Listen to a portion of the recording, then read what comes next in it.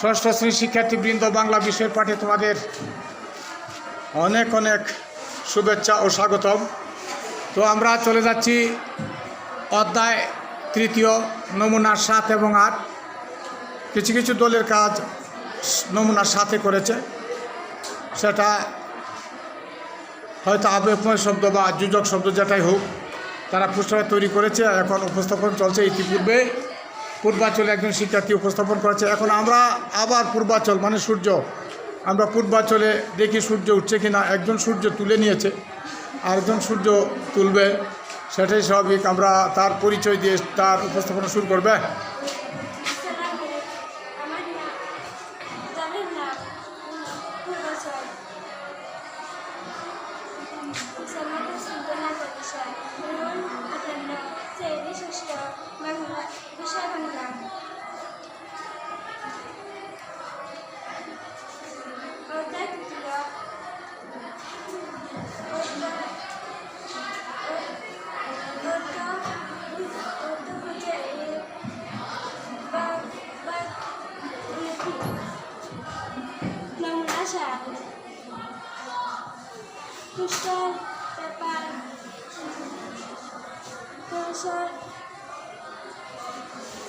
প্রদর্শন ও উপস্থাপন।